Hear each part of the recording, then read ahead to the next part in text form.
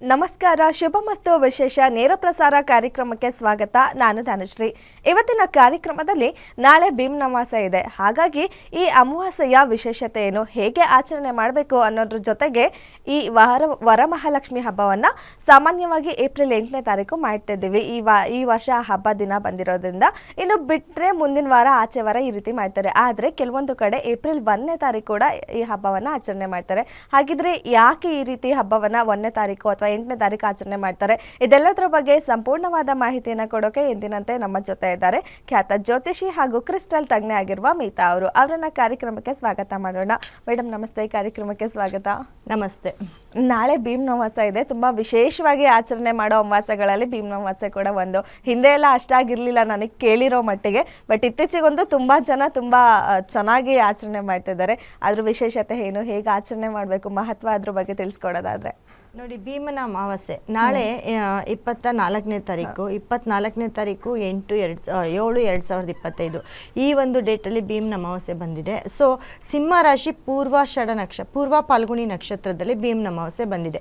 ಈ ಭೀಮನ ಅಮಾವಾಸ್ಯೆ ಅಂತಂದ್ರೆ ಇದಕ್ಕೆ ನಮ್ಮ ಪುರಾಣದಲ್ಲಿ ಏನಂತ ಹೇಳ್ತಾರೆ ಅಂದರೆ, ಈ ಹಬ್ಬ ಏನಕ್ಕೆ ಆಚರಿಸ್ತಾರೆ ಅಂತಂದರೆ ಮೇಯ್ನು ಶಿವ ಮತ್ತು ಪಾರ್ವತಿ ಇಬ್ಬರು ಮದುವೆ ಆಗಿದ್ದ ದಿನ ಅಂತ ಹೇಳ್ತೀವಿ. ಯಾಕಂದರೆ ಪಾರ್ವತಿ ತುಂಬ ತಪಸ್ಸು ಮಾಡಿ ಶಿವನಿಗೋಸ್ಕರ ಬೇಡಿ ಅವರೇ ನನಗೆ ಪತಿಯಾಗಿ ಬರಬೇಕು ಅಂತ ತುಂಬ ತಪಸ್ಸು ಮಾಡಿ ತುಂಬ ಕಾಯ್ದು ಮದುವೆ ಆಗಿರುವಂಥ ಒಂದು ದಿನ ಅಂತ ಹೇಳ್ಬೋದು. ಯಾಕಂದರೆ ಎಲ್ಲಾದರೂ ನೋಡಿದ್ರೆ ನೋಡಿ, ಶಿವ ಪಾರ್ವತಿ ಇದ್ದಂಗಿದ್ದಾರೆ ಅಂತ. ಯಾಕಂದರೆ ಅವರಷ್ಟು ಬಾಂಡಿಂಗು, ಅವರಷ್ಟು ಪ್ರೀತಿ ಇರೋದು ಎಲ್ಲೂ ಇಲ್ಲ, ಯಾವ ಒಂದು ದೇವರು ಇದರಲ್ಲೂ ಇಲ್ಲ. ಯಾಕಂದರೆ ಎಲ್ಲ ಕಡೆ ಒಬ್ಬೊಬ್ಬರು ಒಂದೊಂದು ಕಡೆ ಇರ್ತಾರೆ. ಇವಾಗ ವೆಂಕಟೇಶ್ವರ ಅವರಿಗೆ ಇಬ್ಬರ ಒಂದು ಇದನ್ನ ತೋರಿಸ್ತೀವಿ, ಇಬ್ಬರ ಹೆಂಡತಿರು ಅಂತ ತೋರಿಸ್ತೀವಿ. ಹಾಗೆ ಸಾಮಾನ್ಯ. ಆದರೆ ಶಿವನಿಗೆ ಮಾತ್ರನೇ ಪಾರ್ವತಿ ಒಬ್ಬರೇ ಅಂತ ನಾವು ಪುರಾಣಗಳಲ್ಲಿ ಹೇಳ್ಕೊಂಡು ಬರ್ತಿದ್ದೀವಿ. ಅಂತಂದರೆ ಅವರ ಒಂದು ಪ್ರೀತಿ ಆ ಥರ ಇದೆ. ಕೃಷ್ಣ ರಾಧೆನೂ ತೋರಿಸ್ತಾರೆ, ಕೃಷ್ಣ ರುಕ್ಮಿಣಿ ತೋರಿಸ್ತಾರೆ. ಆದರೆ ಅದನ್ನ ಕನ್ಫ್ಯೂಸನ್ಲೇ ಇದ್ದಾರೆ ಜನ, ಯಾರು ಕರೆಕ್ಟು ಅಂತ.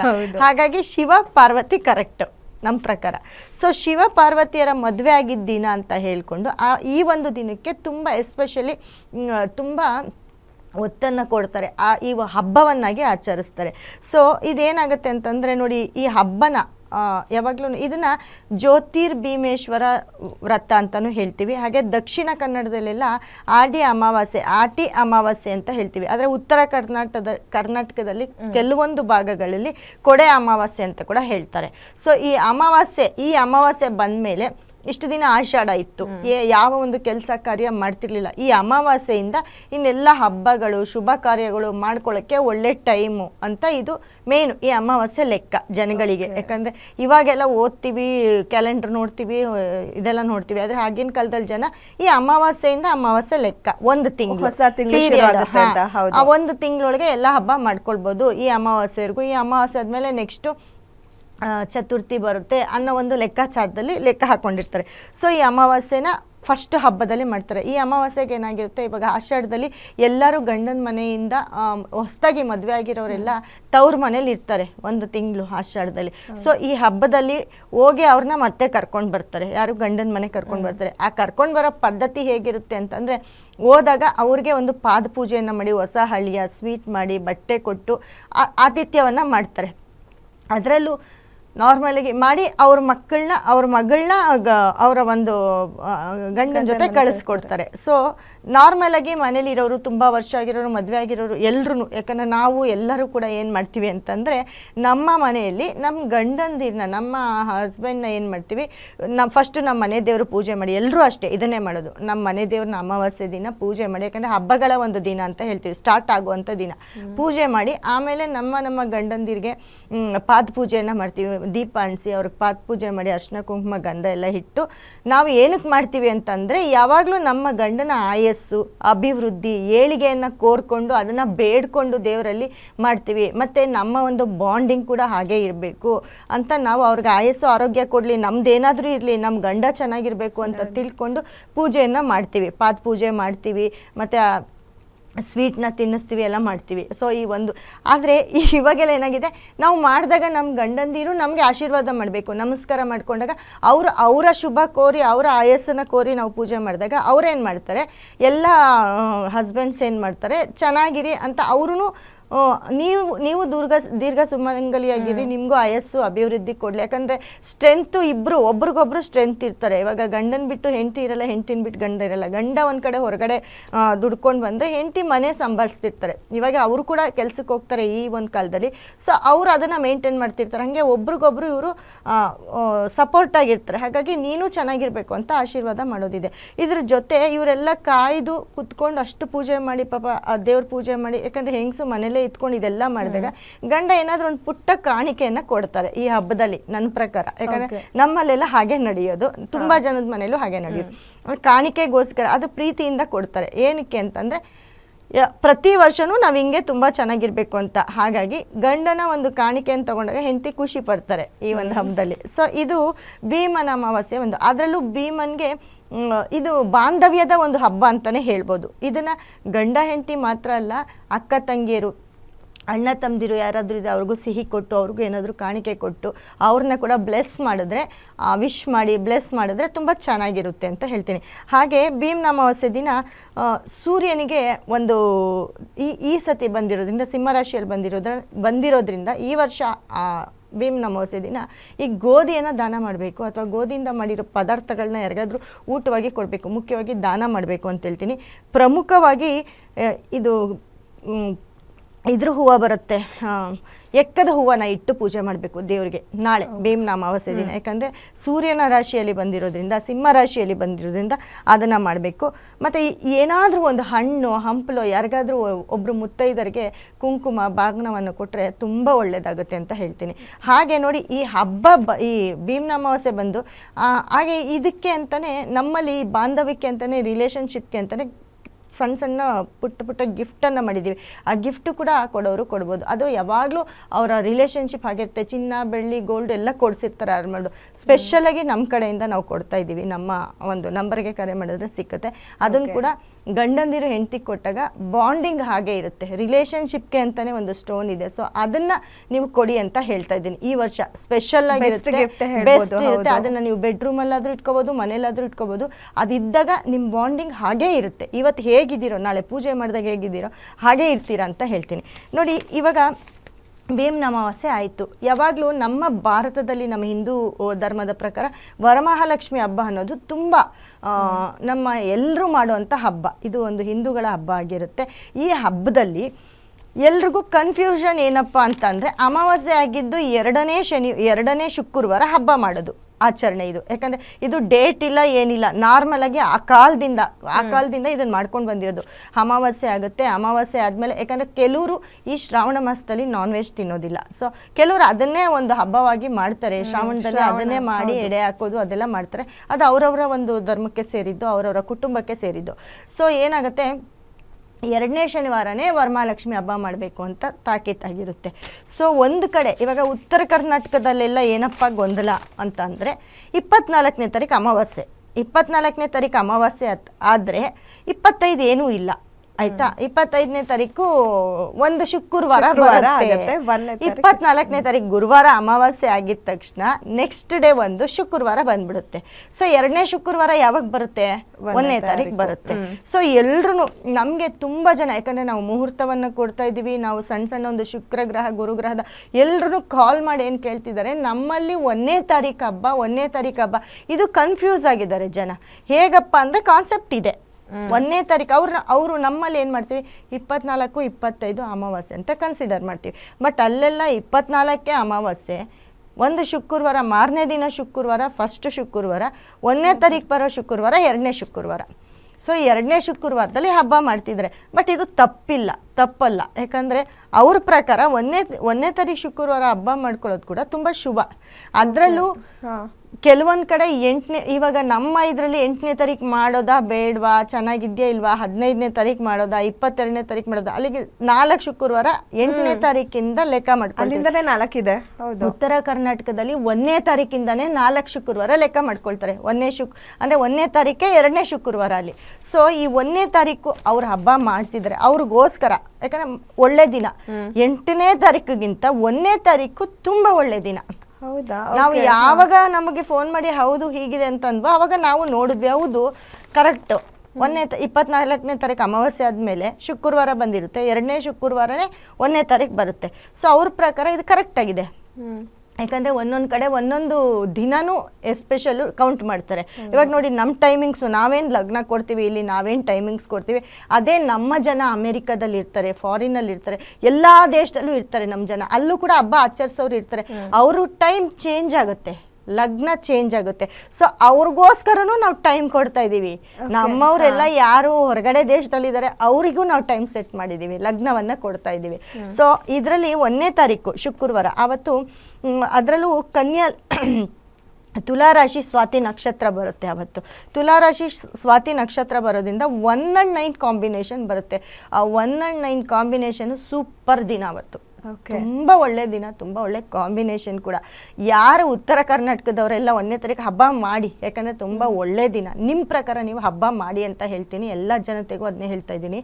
ಸೊ ಯಾರೆಲ್ಲ 1ನೇ ತಾರೀಕು ಹಬ್ಬ ಮಾಡ್ತೀರಾ ಅವ್ರಿಗೆ ತುಂಬ ಒಳ್ಳೆ ದಿನ, ತುಂಬ ಒಳ್ಳೆ ಒಂದು ಡೇ ಕೂಡ ಅವತ್ತಾಗಿರುತ್ತೆ ಅಂತ ಹೇಳ್ಬೋದು. 1 and 9 ಕಾಂಬಿನೇಷನು ಅವತ್ತು ಎಲ್ಲ ಪ್ರತಿಯೊಂದೂ ನೀವು ಕೇಳ್ಕೊತಾ ಮಾಡಿ. ಯಾರಿಗೆಲ್ಲ ಮನೇಲಿ ಗೌರ್ಮೆಂಟ್ ಜಾಬ್ ಬೇಕು, ಯಾರೆಲ್ಲ ಕೆಲ್ಸಕ್ಕೆ ಅಪ್ಲೈ ಮಾಡ್ತಿದ್ದೀರಾ ಅವ್ರಿಗೆಲ್ಲರಿಗೂ ಒಳ್ಳೇದಾಗುತ್ತೆ. ಯಾರು ಜಾಬಲ್ಲಿ ಇರ್ತೀರ ನೋಡಿ, ಸರ್ಕಾರಿ ಉದ್ಯೋಗದಲ್ಲಿರ್ಬೋದು, ಮೇಯ್ನು ಅವ್ರಿಗೆಲ್ಲರಿಗೂ ಕೂಡ ನೀವು ಭಕ್ತಿಯಿಂದ ಅವತ್ತು ಪೂಜೆ ಮಾಡಿ. ಎಲ್ರಿಗೂ ಜಾಬಲ್ಲಿ ಪ್ರಮೋಷನ್ ಆಗಿರೋದಾಗಿರ್ಬೋದು, ಪ್ರಮೋಷನ್ ಆಗ್ಬೋದು. ನಿಮ್ಮ ಮನೆಯಲ್ಲಿ 1 and 9 ಕಾಂಬಿನೇಷನ್ 1ನೇ ತಾರೀಕು ಪೂಜೆ ಮಾಡ್ತೀರಲ್ಲ, ಅವ್ರಿಗೆಲ್ಲರಿಗೂ ಮನೆಯಲ್ಲಿ ಧನ ಪ್ರಾಪ್ತಿ ಆಗುತ್ತೆ. ಮತ್ತು ಧನ ಪ್ರಾಪ್ತಿ ಆಗಬೇಕು ಅಂತಂದರೆ ಮೇನ್ ಕೆಲಸ ಬರಬೇಕು. ಸುಮ್ಮನೆ ಕೂತ್ಕೊಂಡಿದ್ರೆ ಯಾರು ದುಡ್ಡು ತಗೊಬಂದು ಕೊಡಲ್ಲ. ಸೊ ನಮ್ಮ ಕೆಲಸ ನಾವು ಚೆನ್ನಾಗಾಗಬೇಕು, ನಮ್ಮ ಕೆಲಸ ಬರಬೇಕು ಅಂತಂದರೆ ಈ 1ನೇ ತಾರೀಕು ಯಾರು ಹಬ್ಬ ಮಾಡ್ತೀರ ಅವ್ರ ಮನೇಲಿ ಯಾರ್ಯಾರೆಲ್ಲ ಕೆಲ್ಸಕ್ಕೆ ಕಾಯ್ತಿರ್ತೀರ, ನಮಗೆ ಕೆಲಸ ಬೇಕು, ಕೆಲಸ ಇಲ್ಲ, ಅಲ್ಲಿ ಅಪ್ಲೈ ಮಾಡಿದ್ದೀವಿ, ಹೊರದೇಶಕ್ಕೆ ಹೋಗಬೇಕು, ಅಲ್ಲಿ ಅಪ್ಲೈ ಮಾಡಿದ್ದೀವಿ, ಗೌರ್ಮೆಂಟ್ ಜಾಬ್ಗೆ ಅಪ್ಲೈ ಮಾಡಿದ್ದೀವಿ, ಎಕ್ಸಾಮ್ ಬರ್ತೀವಿ, ಇವರೆಲ್ರಿಗೂ ಕೂಡ ಇವ್ರ ಆಸೆ ಎಲ್ಲ ಈಡೇರುತ್ತೆ 1ನೇ ತಾರೀಕು ಹಬ್ಬ ಮಾಡೋರಿಗೆ. ಯಾಕಂದರೆ ಗ್ರಹಗಳು ಅಷ್ಟು ಬಲವಾಗಿದ್ದಾರೆ ಅಂತ ಹೇಳ್ಬೋದು.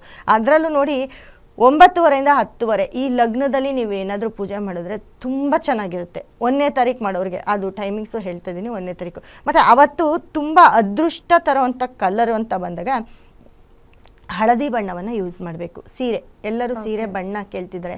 ಈ 1ನೇ ತಾರೀಕು ಮಾಡೋರಿಗೆ ಹೇಳ್ತಾ ಇದ್ದೀನಿ ಇದನ್ನು. ಹಳದಿ ಬಣ್ಣವನ್ನು ಯೂಸ್ ಮಾಡ್ಬೋದು, ಕೆಂಪು ಬಣ್ಣವನ್ನು, ಮತ್ತು ಎಲ್ಲೋ ಆರೆಂಜ್ ಕಲರ್ ಬಣ್ಣ, ಕಿತ್ತಲೆ ಬಣ್ಣ ಮತ್ತು ಗ್ರೀನು, ಈ ಕಲರ್ನೆಲ್ಲ ಯೂಸ್ ಮಾಡಿದಾಗ ತುಂಬ ಚೆನ್ನಾಗಿರುತ್ತೆ. ಅವತ್ತು ಒಂದು ಅದೃಷ್ಟದ ಒಂದು ಕಲರ್ ಅಂತ ಹೇಳ್ತೀವಿ. ಈ ಕಲರ್ನ ದೇವಿಗೆ ಹೂಡಿಸಿ ಅಂತ ಹೇಳ್ತಾ ಇದ್ದೀವಿ. ಅದರಲ್ಲೂ ಉತ್ತರ ಕರ್ನಾಟಕದ ಜನ, ಈ ಬೆಂಗಳೂರಲ್ಲಿ ಎಷ್ಟು ಜನ ಇದ್ರೋ ಅವರೆಲ್ಲರೂ ಕೂಡ ಅವತ್ತೇ ಮಾಡೋದು. ಅದು ನನಗೆ ಗೊತ್ತಿದೆ ಅವತ್ತಿನ ದಿನ. ಯಾಕಂದರೆ ಅವರು ಕೂಡ ಇವಾಗ ನಾವು ಹೇಗೆ 8ನೇ ತಾರೀಕೆ ಮಾಡೋದು ಅಂತ ಹೇಳಿರ್ತೀವೋ ಅವ್ರು ಕೂಡ ಅವರು ಒಂದು ಸಂಪ್ರದಾಯನ ಮಾಡ್ಕೊಂಡು ಬಂದಿರ್ತಾರೆ. ಹಾಗಾಗಿ ವರಮಹಾಲಕ್ಷ್ಮಿ ಹಬ್ಬದ 1ನೇ ತಾರೀಕು ಕೂಡ ಹಬ್ಬ ಮಾಡ್ಬೋದು. ಈಗ 1 ಅಥವಾ 8 ಅಂತ ಅನುಮಾನ ಸೃಷ್ಟಿಯಾಗಿರತ್ತಲ್ಲ, ಸೊ ಅವರಿಗೆ ಯಾವ ದಿನ ಮಾಡಿದ್ರೆ ಶ್ರೇಷ್ಠ ಅಂತ ನೋಡಿ. ನಮ್ಮ ಪ್ರಕಾರ ಬೆಂಗಳೂರಿನ ಜನ ಇರ್ಬೋದು, ಆಲ್ಮೋಸ್ಟ್ ಕರ್ನಾಟಕದ ಜನ ಎಲ್ಲ ಏನು ಮಾಡ್ತಾರೆ, 8ನೇ ತಾರೀಕು ಹಬ್ಬ ಬಂದಿರೋದ್ರಿಂದ ಕ್ಯಾಲೆಂಡ್ರಲ್ಲಿ 8ನೇ ತಾರೀಕೆ ಅಂತ ಫಿಕ್ಸ್ ಆಗಿರೋದ್ರಿಂದ ಎಲ್ಲರೂ 8ನೇ ತಾರೀಕಿಗೆ ಫಿಕ್ಸ್ ಆಗಿರ್ತಾರೆ. ಸೊ ಈ ಉತ್ತರ ಕರ್ನಾಟಕದಲ್ಲಿ ಅಮಾವಾಸ್ಯೆ ಲೆಕ್ಕ, ಅವ್ರ ಕ್ಯಾಲೆಂಡ್ರಲ್ಲಿ ಏನಾದರೂ ಕೊಟ್ಕೊಳ್ಳಿ, ಇದು ಲೆಕ್ಕನೇ. ನನ್ನ ಪ್ರಕಾರ ಅವ್ರದ್ದು ತಪ್ಪಲ್ಲ, ಇದು ಲೆಕ್ಕನೇ.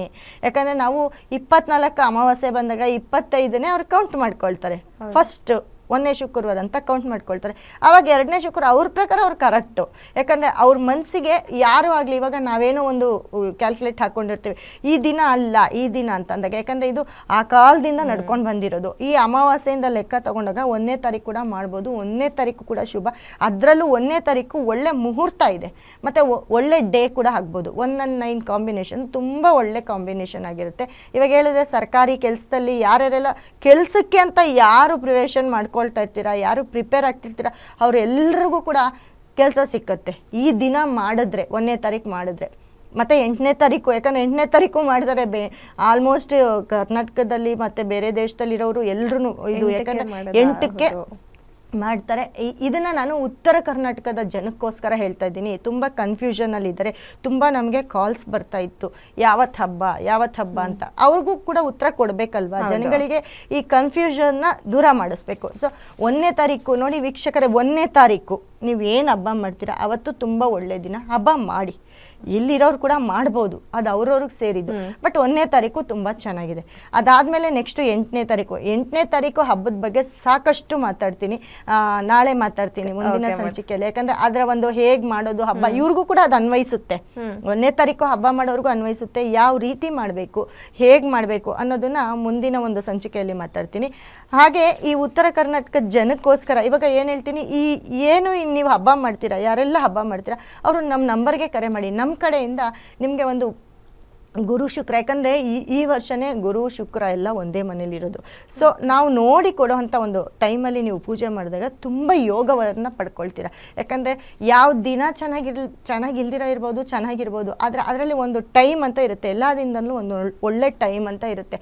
ಸೊ ಈ 8ನೇ ತಾರೀಕೆ ಮಗು ಹುಟ್ಟ ಕೂಡ ಮುಹೂರ್ತ ತೊಗೊಂಡಿದ್ದಾರೆ, ಹಬ್ಬದ ದಿನನೇ ಬೇಕು ಅಂತ. ಹೌದು, ಅವ್ರಿಗೂ ಕೂಡ ನಾವು ಮುಹೂರ್ತವನ್ನು ಕೊಟ್ಟಿದ್ದೀವಿ, ಟೈಮನ್ನು ಕೊಟ್ಟಿದ್ದೀವಿ. ಯಾಕೆ ಚೆನ್ನಾಗಿಲ್ಲ ಅಂತ ಹೇಳಬೇಕು, ಅವ್ರ ಮನೆಗೆ ಲಕ್ಷ್ಮಿನೇ ಬರ್ಬೋದು, ಕುಬೇರನೇ ಬರ್ಬೋದು ಅಲ್ವಾ ಆ ಒಂದು ಟೈಮಲ್ಲಿ. ಸೊ ಈ ಒಂದು ಟೈಮ್ ನಾವೇನು ಕೊಡ್ತೀವಿ ಅದು ಇಂಪಾರ್ಟೆಂಟ್ ಆಗಿರುತ್ತೆ. ಹಾಗೆ ನಮ್ಮ ಕಡೆಯಿಂದ ಎಲ್ಲಾದರೂ ಇರಲಿ, ಅವರು ಯಾವ ಊರಲ್ಲಾದರೂ ಇರಲಿ, ಬೇಗ ಫೋನ್ ಮಾಡಿ ನಮಗೆ ನೋಂದಾಯಿಸ್ಕೊಳ್ಳಿ ನಮ್ಮ ನಂಬರ್ಗೆ. ನಿಮಗೆ ಗುರು ಮತ್ತು ಶುಕ್ರ ಮತ್ತು ಫೈನಾನ್ಸ್ಗೋಸ್ಕರ ಕುಬೇರ ಈ 3 ಒಂದು ಕಲ್ಲನ್ನು ಕೊಡ್ತಾಯಿದ್ದೀವಿ ನಾವು. ಆ ಒಂದು ಕಲ್ಲನ್ನು ನೀವು ದೇವ್ರ ಮುಂದೆ ಇಟ್ಟು ಪೂಜೆ ಮಾಡಿ, ದೇವ್ರ ಮುಂದೆ ಇಟ್ಟು ಪೂಜೆ ಮಾಡಿ. ಗೋಲ್ಡ್ ಗಿಲ್ಡ್ ಎಲ್ಲ ಇಡ್ತೀರ, ನಾವೇನು ಅದನ್ನು ನಿಮ್ಗೆ ಹೇಳಬೇಕಾಗಿರೋದೇ ಇಲ್ಲ, ಯಾಕಂದರೆ ನಾವು ಹೇಳೋದಕ್ಕಿಂತ ಹೆಚ್ಚಾಗಿ ಮಾಡಿರ್ತೀರ. ಹಾಗಾಗಿ ಆ ಒಂದು ಸ್ಟೋನನ್ನು ನೀವು ಯಾಕಂದರೆ ನಿಮ್ಮ ಮನೆ ಸಂಪತ್ತು ಮತ್ತು ನಿಮ್ಗೇನು ಕೆಲಸ ಸಿಗಬೇಕು ಎಲ್ಲದಕ್ಕೋಸ್ಕರ, ಯಾಕಂದರೆ ಗುರು ಶುಕ್ರ ಮತ್ತು ನಮ್ಮ ಒಂದು ಫೈನಾನ್ಸ್ ಏನಿದೆ ಕುಬೇರ, ಈ 3 ಜನದ್ದು ಒಂದು ಸ್ಟೋನನ್ನು ಕೊಡ್ತೀವಿ. ಅದನ್ನು ದೇವ್ರ ಹತ್ರ ಇಟ್ಟು ಪೂಜೆ ಮಾಡಿ ಅದನ್ನು ನೀವು ತಗೊಳ್ಳೋದು ಕಾಲ್ಸ್ ಇದೆಯಾ, ಆ ಪೂಜೆ ಮಾಡಾದಮೇಲೆ ಆ ಒಂದು ಸ್ಟೋನನ್ನು ನಿಮ್ಮ ಟ್ರೆಸರಲ್ಲಿ ನೀವೇನು ಕ್ಯಾಶ್ ಬಾಕ್ಸ್ ಸಿಗ್ತೀರ. ಯಾಕಂದರೆ ಸಣ್ಣ ಮಟ್ಟದಲ್ಲಿ ಇರುತ್ತೆ, ದೊಡ್ಡ ಮಟ್ಟದಲ್ಲಿ ನಾವೇನು ಕೊಡ್ತಿಲ್ಲ. ದೊಡ್ಡ ಮಟ್ಟದಲ್ಲಿ ಕೊಟ್ಟರು ನಿಮ್ಗೆ ಅದು ಕಾಣಿಸಲ್ಲ, ಯಾಕಂದರೆ ನಿಮ್ಮಲ್ಲಿ ದುಡ್ಡು ಇದು ಎಲ್ಲ ಇಟ್ಟಿರ್ತೀರ. ಅದನ್ನಿಟ್ಟು ಪೂಜೆ ಮಾಡಿ ಅದನ್ನು ನೀವು ಬಳಸಿ, ಇಲ್ಲ ಹಾಗೆ ಇಡಿ, ಮುಂದಿನ ವರ್ಷಕ್ಕೆ ನೀವು ಅದನ್ನು ಯೂಸ್ ಮಾಡಿ. ಹೇಗೆ ಹಬ್ಬದ ಒಂದು ಸಲಕರಣೆಗಳನ್ನೆಲ್ಲ ದುಡ್ಡನ್ನ ಎಲ್ಲ ಯೂಸ್ ಮಾಡ್ತಿರ್ತೀರ, ಹಾಗೆ ಬರೋ ವರ್ಷಕ್ಕೂ ಕೂಡ ಯೂಸ್ ಮಾಡಿ ತುಂಬ ಅದೃಷ್ಟ ನೋಡ್ತೀರಾ. ಸರಿ ಮೇಡಮ್, ಸದ್ಯಕ್ಕೊಬ್ರು ಕಾಲರ್ ಇದ್ದಾರೆ, ಮಾತಾಡೋಣ. ಹಲೋ ಹಲೋ, ಕೇಳಿಸ್ತಾ ಇದೆಯಾ? ಸ್ವಲ್ಪ ಜೋರಾಗಿ ಮಾತಾಡಿ. ಏನ್ ಹೆಸರು, ಎಲ್ಲಿಂದ ಕರೆ ಮಾಡ್ತಾ ಇದ್ದೀರಾ? ನಾನು ಮೈಸೂರಿಂದ ಕಾಲ್ ಮಾಡ್ತಾ ಇರೋದು. ಸರಿ, ಮೇಡಮ್ ಹೇಳಿ ಮೇಡಮ್, ಯಾರ ಬಗ್ಗೆ ಕೇಳಬೇಕಿತ್ತು? ಡೇಟ್ ಆಫ್ ಬರ್ತ್ ಹೇಳಿ ಅವ್ರದ್ದು. 23/9/2004. 23/9/2004. ಹುಟ್ಟಿದ ಸಮಯ ಬೆಳಗಿನ ಜಾವ 4:30. 4:30. ಓಕೆ, ಏನ್ ಪ್ರಶ್ನೆ ಇದೆ ಕೇಳಿ ಮೇಡಮ್. ಒಂದು ನಿಮಿಷ. 23 ಡೇಟ್ ಹೇಳಿ, ಒಂದೇ ನಿಮಿಷ. 23/9/2004 ಅಲ್ವಾ? Yes ma'am. ಬೆಳಗಿನ ಜಾವ 4:30ನಾ? 4:30. ಸರಿ, ಏನ್ ಪ್ರಶ್ನೆ ಇದೆ ಕೇಳಿ ಮೇಡಮ್. ನಾನು ವಿವಾಹದ ಬಗ್ಗೆ ಕೇಳಬೇಕಾಗಿತ್ತು. ಏನು? ಸ್ವಲ್ಪ ಜೋರಾಗಿ ಮಾತಾಡಿ. ವಿವಾಹದ ಬಗ್ಗೆ ಕೇಳಬೇಕಾಗಿತ್ತು. ನೋಡಿ ಮೇಡಮ್, ನಿಮ್ಮದು ಧನುರ್ ರಾಶಿ ಪೂರ್ವಾಷಾಢ ನಕ್ಷತ್ರ ಇರುತ್ತೆ. ಸೊ ನಿಮ್ಮ ಟೈಮು ಅಂತ ಬಂದಾಗ ನಿಮಗೆ ಕುಜ ದಶ ನಡೀತಿದೆ. 2025 17 ಜೂನಿಂದ ಕುಜ ದಶ ನಡೀತಿದೆ, ಸ್ಟಾರ್ಟ್ ಆಗಿದೆ. ಸೊ ಜಾತಕ ಅಂತ ಬಂದಾಗ ನಿಮ್ಮ ವಿವಾಹ ಮೇಡಮ್, ನಿಮ್ಮ ಜಾತಕ ತುಂಬ ಚೆನ್ನಾಗಿದೆ. ಹಂಗೆ ನೋಡಿದ್ರೆ ಇವ್ರು ಯಾವುದೋ ಒಳ್ಳೆ ಕೆಲಸದಲ್ಲಿ ಇರ್ತಾರೆ ಅಂತ ಹೇಳ್ಬೋದು. ಮತ್ತು ಮನೆಗಿನೇ ಎಲ್ಲ ಇರುತ್ತೆ, ಯಾಕಂದರೆ 2ನೇ ಮನೇಲಿ ಇವ್ರಿಗೆ ಲಗ್ನದಲ್ಲಿ ಬುಧ ಇದ್ದಾರೆ. ತುಂಬ ಬ್ರಿಲಿಯಂಟು ಕೂಡ ಇವರು, ತುಂಬ ಒಳ್ಳೆ ಬುದ್ಧಿವಂತರು ಅಂತ ಕೂಡ ಹೇಳುತ್ತೆ. ಕೆಲಸದಲ್ಲಿ ತುಂಬ ಮಾಡಿಸಿರೋರು ಇವರು. ಕೆಲಸ ಅಂತಂದರೆ ಸಿಕ್ಕಾಪಟ್ಟೆ ಚೆನ್ನಾಗಿ ವರ್ಕ್ ಮಾಡ್ತಾರೆ. ಮದುವೆ ಅಂತ ನೋಡಿದಾಗ ನೋಡಿ, ಇವ್ರಿಗೆ ಸಪ್ತಮಾಧಿಪತಿ ಇವರಿಗೆ 12ನೇ ಮನೆಗೆ ವ್ಯಯ ಭಾವಕ್ಕೆ ಬಂದಿದ್ದಾರೆ. ಸೊ ಇವರು ಒಂದು ಚೂರು ಪರಿಹಾರ ಮಾಡ್ಕೊಳ್ಬೇಕಾಗತ್ತೆ ಅಷ್ಟೇ. ಯಾಕಂದರೆ ಮದುವೆ ಆಗಲ್ಲ ಅಂತ ಇಲ್ಲ, ಆಗತ್ತೆ. ಅದಕ್ಕೆ ಅಂತಲೇ ಇವ್ರು ಸ್ವಲ್ಪ ಪರಿಹಾರ ಮಾಡ್ಕೊಳ್ಬೇಕಾಗತ್ತೆ. ಖಂಡಿತವಾಗ್ಲೂ ಇವ್ರ ಜಾತಕ ಮಾತ್ರ ತುಂಬ ಚೆನ್ನಾಗಿದೆ. ಹೇಳ್ಬೇಕು ಅಂತಂದರೆ ಒಳ್ಳೆ ಜಾತಕ, ಒಳ್ಳೆ ಒಂದು ಏನಂದರೆ ತುಂಬ ರಿಚ್ ಜಾತಕ ಅಂತ ಹೇಳುತ್ತೆ. ರಿಚ್ ಅಂತಂದರೆ ಕೆಲಸ ಮಾಡಿ ಎಲ್ಲೋ ಒಂದು ಪೊಸಿಷನಲ್ಲಿ ಇವ್ರು ಇರ್ತಾರೆ ಅಂತ ಹೇಳುತ್ತೆ. ಸೊ ಇವರ ಒಂದು ರಾಶಿ ಪೂರ್ವಾಷಾಢ ನಕ್ಷತ್ರ ಇರುತ್ತೆ.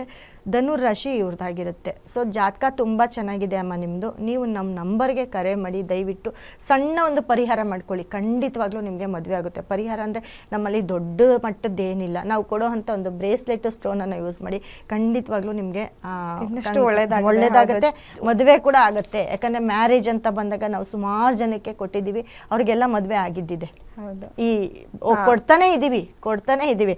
ಸೊ ತುಂಬ ಜನ ಒಂದು ಒಳ್ಳೆ ರಿಸಲ್ಟ್ನ ಕೊಡ್ತಿದ್ದಾರೆ. ಹಾಂ ಮೇಡಮ್, ಕಾಲ್ ಮಾಡಿ ಹೇಳ್ತಾರೆ.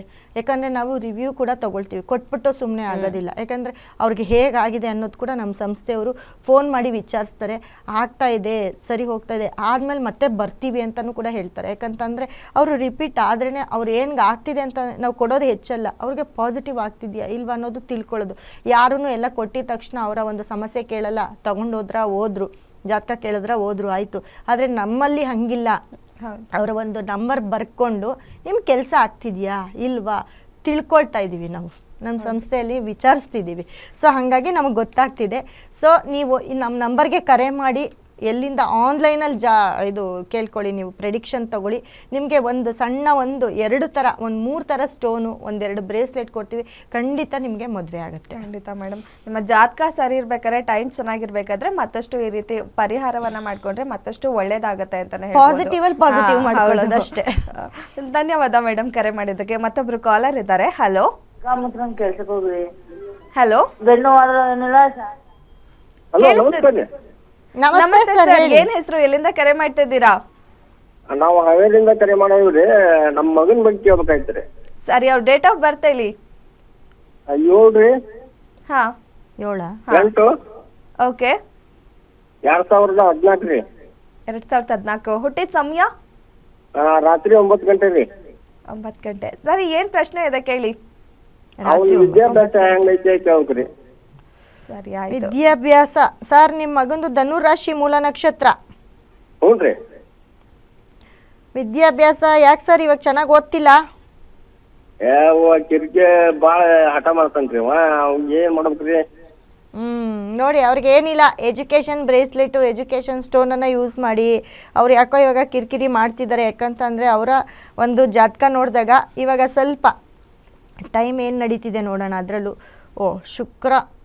ಶುಕ್ರ ದಶೆ ನಡೀತಾ ಇದೆ ಅವ್ರಿಗೆ. ಶುಕ್ರ ದಶೆ ಇದ್ದಾಗ ಓದೋದು ಕಮ್ಮಿ ಆಗಿರುತ್ತೆ ಒಂಚೂರು. ಯಾಕಂದರೆ ಓದಲ್ಲ, ಬೇರೆ ಬೇರೆ ಆ್ಯಕ್ಟಿವಿಟೀಸು ಅಂದರೆ ತುಂಬ ಲಕ್ಸುರಿ ಕೇಳ್ತಾರೆ, ತುಂಬ ಒಳ್ಳೆಯ ಬಟ್ಟೆ ಕೇಳ್ತಾರೆ, ಗಾಡಿ ಬೇಕು ಅಂತ ಹಠ ಮಾಡ್ತಾರೆ, ಇದೆಲ್ಲ ಮಾಡ್ತಾರೆ. ಮತ್ತು ಇವರಿಗೆ ಶುಕ್ರ 6ನೇ ಮನೇಲಿರೋದ್ರಿಂದ ಒಂಚೂರು ಕಷ್ಟ ಓದೋಕ್ಕೆ. ಇವರು ಸ್ವಲ್ಪ ಕಿರಿಕಿರಿ ಮಾಡ್ತಾರೆ. ಏನಿಲ್ಲ, ಇವರಿಗೆ ಒಂದು ಎಜುಕೇಷನ್ ಬ್ರೇಸ್ಲೆಟ್ ಆಗಿರ್ಬೋದು, ಬ್ರೇಸ್ಲೆಟ್ ಜೊತೆಗೆ ಒಂದು ಸ್ಟೋನನ್ನು ತೊಗೊಂಡೋಗಿಟ್ರೆ ತುಂಬ ವೈಬ್ರೇಷನ್ ಇರುತ್ತೆ. ಯಾಕಂದರೆ ಒಟ್ಟಿಗೆ ಇವರಿಗೆ 4 ಗ್ರಹಗಳು ಇವರಿಗೆ 6ನೇ ಮನೇಲಿ ಬಂದುಬಿಟ್ಟಿದ್ದಾರೆ. ಯಾವುದೋ ಒಂದು ಗ್ರಹ ಒಳ್ಳೇದು ಮಾಡ್ಬೋದು, ಇನ್ನು 3 ಗ್ರಹ ಇವರಿಗೆ ಒಳ್ಳೇದು ಮಾಡೋದಿಲ್ಲ. ಸೂರ್ಯ ಬಲವಾಗಿ ಅಲ್ಲೇ ಇರೋದ್ರಿಂದ ಯಾವುದೋ ಒಂದು ಕಡೆಯಿಂದ ಪಾಸಿಟಿವ್ ಆಗ್ಬೋದು. ಇವರು ಕೂಡ ಈ ಮಗುವಿನ ಒಂದು ಹುಡುಗನ ಜಾತಕ ತೋರಿಸ್ಬಿಟ್ಟು ಪರಿಹಾರ ಮಾಡ್ಕೊಳ್ಬೇಕಾಗುತ್ತೆ. ನಮ್ಮ ನಂಬರ್ಗೆ ಕರೆ ಮಾಡಿ ಸರ್. ನೀವು ಏನು ಇವಾಗ ಕಾಲ್ ಮಾಡಿದ್ದೀರಾ, ಸ್ಕ್ರೀನ್ ಮೇಲಿರೋ ನಂಬರ್ಗೆ ಕರೆ ಮಾಡಿ. ನಿಮಗೆ ಬೇಕಾಗಿರೋಂಥ ಸ್ಟೋನನ್ನು ನಾವು ನಿಮ್ಮಲ್ಲಿಗೆ ಕಳಿಸ್ಕೊಡ್ತೀವಿ. ನೀವು ಅದನ್ನು ಯೂಸ್ ಮಾಡಿ, ಖಂಡಿತ ಚೆನ್ನಾಗಿ ಓದ್ತಾರೆ. ಓಕೆ, ಧನ್ಯವಾದ ಸರ್ ಕರೆ ಮಾಡಿದ್ದಕ್ಕೆ. ಮತ್ತೊಬ್ರು ಕಾಲರ್ ಇದ್ದಾರೆ. Hello madam. ಮೇಡಮ್ ನಮಸ್ತೆ, ಏನ್ ಹೆಸರು, ಎಲ್ಲಿಂದ ಕರೆ ಮಾಡ್ತಾ ಇದ್ದೀರಾ? ನಾವು ಲತಾ ಅಂತ ಹೇಳಿ ಧಾರವಾಡದಿಂದ ಮೇಡಮ್. ಸರಿ, ಯಾರ ಬಗ್ಗೆ ಕೇಳಬೇಕಿತ್ತು? ನನ್ನ ಮಗಳ ಬಗ್ಗೆ ಕೇಳಬೇಕಾಗಿತ್ತು. ಡೇಟ್ ಆಫ್ ಬರ್ತ್ ಹೇಳಿ ಅವ್ರದ್ದು. 2/12/2005. 2/12/2005. ಹುಟ್ಟಿದ ಸಮಯ ರಾತ್ರಿ 9:00 ರಾತ್ರಿ 9:30. 9:30 ರಾತ್ರಿ. ಹೌದು. ನಮ್ಗ ಅವಳಿ ಮಕ್ಕಳು ಇದ್ದು, ಅವಳಿ ಮಕ್ಕಳು ಹುಟ್ಟಿದ್ರಿ. ಮಕ್ಕಳು. ಒಂದ್ ಹುಡುಗಿ ಈಗ ಇಂಜಿನಿಯರ್ ಫಸ್ಟ್ ಇಯರ್ ಮುಗ್ಸಾಳ್ರಿ, 2ನೇ ವರ್ಷ ಚಾಲೂ ಮಾಡ್ತಾಳ್ರಿ. ಇನ್ನೊಂದ್ ಹುಡುಗಿ MBBS ನೀಟ್ ಎಕ್ಸಾಮ್ ಕುಂತಾಳ್ರಿ. MBBS ನೀಟ್ ಸಿಕ್ಕನ್ನ ಕೇಳ್ಬೇಕಾಗಿತ್ತು. ನೋಡಿ, ಧನುರ್ ರಾಶಿ ಮೇಡಮ್, ನಿಮ್ಮ ಮಗಳದು ಧನುರ್ ರಾಶಿ ಮೂಲ ನಕ್ಷತ್ರ ಬರುತ್ತೆ. ಸೊ ಏನು ನಿಮ್ಮ ಪ್ರಶ್ನೆ ಇನ್ನೊಂದ್ಸತಿ ಹೇಳಿ, ಏನು ಬೇಕು ಇವಾಗ ನಿಮಗೆ ಕರೆಕ್ಟಾಗಿ? ಆಕೆ ಡ್ರಾಪ್ ತಗೊಂಡ ನೀಟ್ ಎಕ್ಸಾಮ್ ಕುಂತಿದ್ರಿ. ಅದಕ್ಕೆ MBBS ಸೀಟ್ ಗೌರ್ಮೆಂಟ್ ಸೀಟ್ ಸಿಗ್ತೈತನ ಅದನ್ನ ಕೇಳ್ಬೇಕು. ಇವ್ರಿಗೆ ಗೌರ್ಮೆಂಟ್ ಸೀಟು ಆಗತ್ತೆ, ಗೌರ್ಮೆಂಟ್ ಸೀಟ್ ಸಿಕ್ಕತ್ತೆ.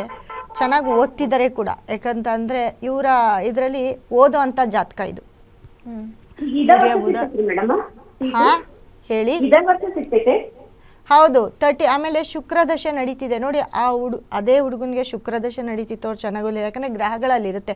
ಬಟ್ ಇವ್ರಿಗೆ ಶುಕ್ರದಶೆ ನಡೀತಿದೆ, ಮತ್ತು ಸೂರ್ಯ ಬುಧ ಒಟ್ಟಿಗೆ ಇದ್ದಾರೆ, ಹಾಗಾಗಿ ತುಂಬ ಚೆನ್ನಾಗಿ ಓದ್ತಾರೆ. ಟ್ರೈ ಮಾಡಿ, ನಿಮಗೆ ಸಿಕ್ಕುತ್ತೆ, ಗೌರ್ಮೆಂಟ್ ಸೀಟ್ ಸಿಕ್ಕುತ್ತೆ. ಏನು ನೀವು ಖರ್ಚು ಮಾಡ್ಕೊಳ್ಳೋದೇನು ಬೇಕಾಗಿಲ್ಲ, ಯಾಕಂದರೆ ಇವರು ತುಂಬ ಚೆನ್ನಾಗಿ ಓದ್ತಿದ್ದಾರೆ, ತುಂಬ ಟ್ಯಾಲೆಂಟ್ ಇರೋವಂಥವ್ರು. ವಿದ್ಯಾಭ್ಯಾಸ ಅನ್ನೋದು ಇವ್ರಿಗೆ ತುಂಬ ಚೆನ್ನಾಗಿ ಕೊಟ್ಟಿದ್ದಾರೆ. ಇವ್ರು ಏನಾದರೂ ಗೌರ್ಮೆಂಟ್ ಕೆಲಸಕ್ಕೆ ಅಪ್ಲೈ ಮಾಡಿ ಗೌರ್ಮೆಂಟ್ ಜಾಬ್ ಯಾವುದಾದ್ರೂ ಒಂದು ಎಕ್ಸಾಮ್ ಬರೆದ್ರು ಕೂಡ ಅದು ಕೂಡ ಆಗುತ್ತೆ ಅಂತ ಹೇಳ್ಬೋದು. ಇವಾಗ ಹೆಂಗೂ ಇವರು ಇಬ್ಬರು ಹೆಣ್ಮಕ್ಳು ಅವಳಿ ಜವಳಿ ಅಂತ ಹೇಳ್ತಿದ್ದಾರೆ, ಅದರಲ್ಲಿ ಒಬ್ಬರು ಕೂಡ ಇದನ್ನು, ಯಾಕಂದರೆ ಇದೇ ಜಾತಕ ಅನ್ವಯಿಸುತ್ತೆ, ಎಲ್ಲ 1-2 ನಿಮಿಷ ಹೆಚ್ಚು ಕಮ್ಮಿ ಇರ್ಬೋದು ಅಷ್ಟೇ, 2-3 ನಿಮಿಷ. ಯಾರಿಗಾದ್ರೂ ಒಬ್ಬರಿಗೆ ಗೌರ್ಮೆಂಟ್ ಕೆಲಸ ಕೂಡ ಆಗುತ್ತೆ ಅಂತ ಹೇಳುತ್ತೆ. ಇಲ್ಲ ಇವ್ರ ಮನೇಲಿ ಯಾರಾದರೂ ಗೌರ್ಮೆಂಟ್ ಜಾಬ್ ಅವ್ರು ಇದ್ದಾರೆ ಅಂತ ಕೂಡ ಈ ಜಾತಕ ಹೇಳ್ತಾ ಇದೆ. ಸೊ ಇದ್ರೂ ಆಯಿತು, ಇಲ್ಲ ಅಂದರೂ ಇವರು ಕೂಡ ಮುಂದೆ ಒಂದಿನ ಗೌರ್ಮೆಂಟ್ ಕೆಲಸ ಸಿಕ್ಕುವಂಥ ಚಾನ್ಸಸ್ ಇರುತ್ತೆ ನೋಡಿ. 2032 ಶುಕ್ರದಶೆ. ಈ ಶುಕ್ರದಶೆಯಲ್ಲಿ ಇವ್ರ ಪೇರೆಂಟ್ಸ್ಗೆ ತುಂಬ ಚೆನ್ನಾಗಿರುತ್ತೆ. 2012 ಇವ್ರ ಮನೇಲಿ ತುಂಬ ಅಭಿವೃದ್ಧಿ ನೋಡಿರ್ತಾರೆ ಇವರು. ಅದೇ ನೆಕ್ಸ್ಟ್ 2032 ಇವ್ರಿಗೆ ಸೂರ್ಯದಶೆ ಬರುತ್ತೆ. ಆ ಒಂದು ಟೈಮಲ್ಲಿ ಇವ್ರಿಗೆ ಒಂದು ಒಳ್ಳೆ ಕೆಲಸದಲ್ಲಿ ಇರ್ತಾರೆ. ಹಾಗಾಗಿ ಇವ್ರ ಮನೇಲಿ ಅದರಲ್ಲೂ ಗೌರ್ಮೆಂಟ್ ಜಾಬಲ್ಲಿ ಯಾರಾದರೂ ಒಬ್ಬರು ಇದ್ದೇ ಇರ್ತಾರೆ ಅಂತ ಹೇಳುತ್ತೆ ಇವ್ರ ಜಾತಕ. ಓಕೆ, ಧನ್ಯವಾದ ಮೇಡಮ್ ಕರೆ ಮಾಡಿದ್ದಕ್ಕೆ.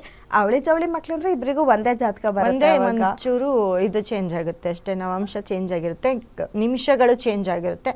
ಸೊ ಇಂಚು ಒಂದೇ ಬರುತ್ತೆ. ಅದರಲ್ಲಿ ಯಾರಿಗಾದ್ರೂ ಒಬ್ರಿಗೆ ಗೌರ್ಮೆಂಟ್ ಜಾಬ್ ಬರ್ಬೋದು, ಸಿಕ್ಕೋ ಒಂದು ಚಾನ್ಸಸ್ ಇರುತ್ತೆ. ಇಲ್ಲ ಇವ್ರ ಮನೇಲಿ ಯಾರಾದರೂ ಗೌರ್ಮೆಂಟ್ ಕೆಲಸದಲ್ಲಿ ಇರ್ತಾರೆ ಅಂತ ಹೇಳುತ್ತೆ ಈ ಜಾತಕ.